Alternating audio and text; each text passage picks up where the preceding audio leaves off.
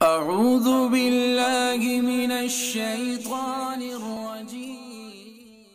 دنیا میں کچھ لوگ ایسے بھی ہیں جنہیں شیطان کی اولاد ہونے پر فخر ہے، کچھ ایسے بھی ہیں جو شیطان کے رشتہ دار ہیں، اور کچھ تو ایسے بھی ہیں جو شیطان کی پوجا کرتے ہیں، شیطان کو اپنا خدا مانتے ہیں۔ کچھ لوگ ایسے بھی ہیں جو شیطان کے بھائی بن جاتے ہیں۔ یہ شیطان کے بھائی کون ہیں؟ اللہ رب العزت فرماتے ہیں ان المبذرین کانوا اخوان الشیاطین وکان الشیطان لربہ کفورا۔ بے شک فضول خرچی کرنے والے شیطان کے بھائی ہیں، اور شیطان اپنے رب کا بڑا ہی ناشکرا ہے۔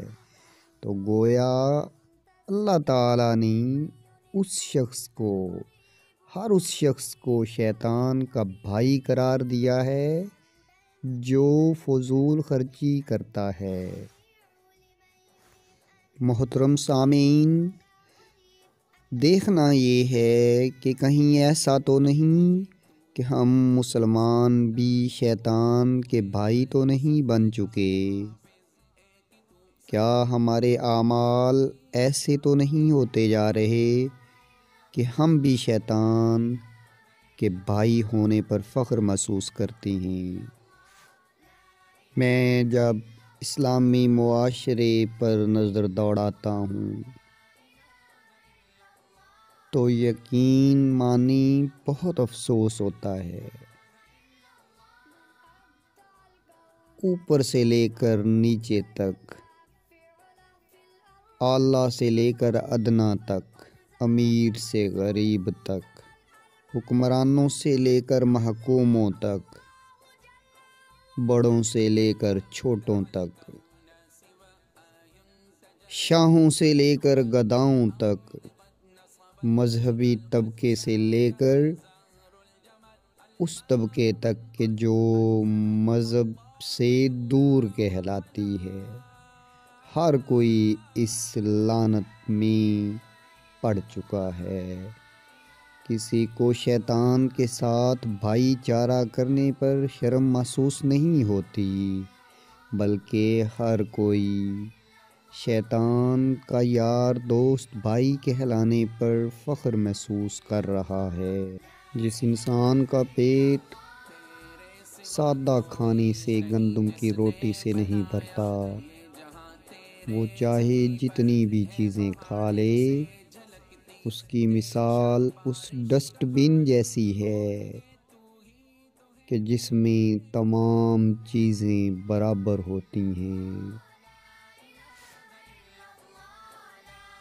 اللہ رب العزت نے اعتدال پسندی کا راستہ اختیار کرنے کا حکم دیا ہے، میانہ روی کا حکم دیا ہے، اور فرمایا ہے اور یہ لوگ ایسے ہوتے ہیں کہ جو خرچ کرتے ہیں تو نہ فضول خرچی کرتے ہیں اور نہ کنجوسی سے کام لیتے ہیں، بلکہ درمیانی راستہ اختیار کرتے ہیں۔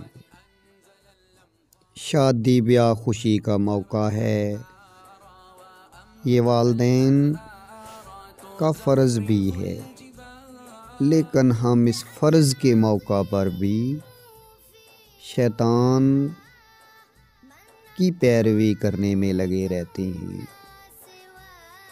سادگی کے ساتھ نکاح وہ زیادہ بہتر ہے یا کروڑوں لاکھوں روپے لگا کر نمود و نمائش کرنا، شیطان کی پیروی کرنا، فضول اور ہندوانہ رسم و رواج کو اپنانا وہ بہتر ہے؟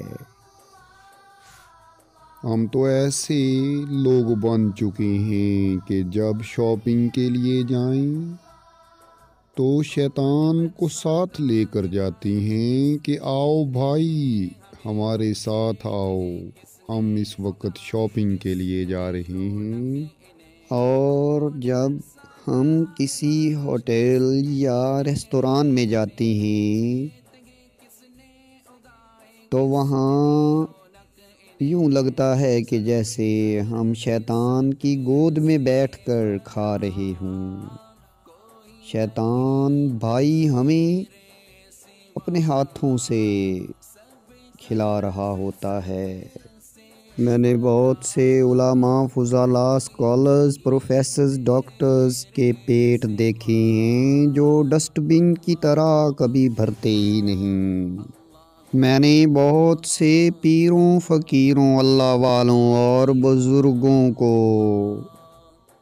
بڑی بڑی گاڑیوں، مرسڈیز، BMW پر سفر کرتے ہوئے دیکھا ہے، جبکہ ان کے مریدین ایک ایک لقمے کو ترس رہے ہوتے ہیں۔ میں نے بڑے بڑے وڈیروں، امیروں، جاگیرداروں، نوابوں کو کھانا ضائع کرتے ہوئے دیکھا ہے، اور میں نے دیکھا ہے کہ اس ضائع شدہ کھانے کو غریبوں کے بچے اٹھا کر لے جاتے ہیں۔ میں نے مسلم حکمرانوں کو سونے کے برتنوں میں کھاتے ہوئے دیکھا ہے۔ میں نے مسلم حکمرانوں کو کتوں کو کھلاتے ہوئے دیکھا ہے۔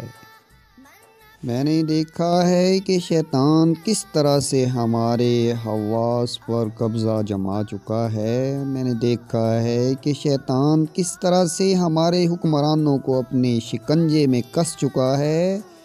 میں نے دیکھا ہے کہ شیطان کے مرید بڑھتے ہی جا رہے ہیں، شیطان کی اولاد بڑھتی ہی جا رہی ہے، شیطان کے بھائی بڑھتے ہی چلے جا رہے ہیں، ان میں کسی بھی طور پر کمی نہیں آ رہی۔ کیا نبی رحمت، نور مجسم، ختم الرسل، دانائے سبل، مولائے کل حضرت محمد صلی اللہ علیہ وآلہ وسلم کا اسوہ حسنہ صرف سنانے کے لیے ہے؟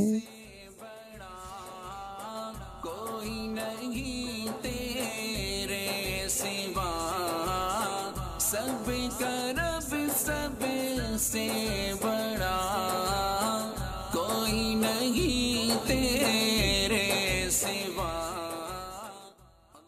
کیا خاتون جنت سیدہ فاطمہ زہرا رضی اللہ تعالی عنہا اور سیدنا علی المرتضیٰ رضی اللہ تعالی عنہ کہ فقر و درویشی کی مثالیں صرف زیب داستاں کے لیے ہیں؟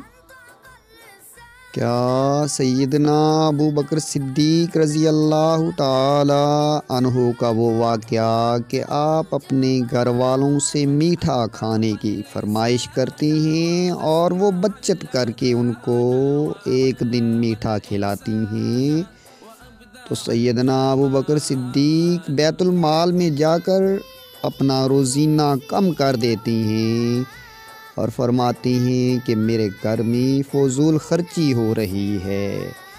کیا یہ واقعہ صرف اپنی تقریروں کو خوبصورت بنانے کے لیے ہے؟ کیا سیدنا عمر فاروق رضی اللہ تعالی عنہ کا وہ واقعہ کہ آپ پتھروں پر سر ٹکا کر سو جایا کرتے تھے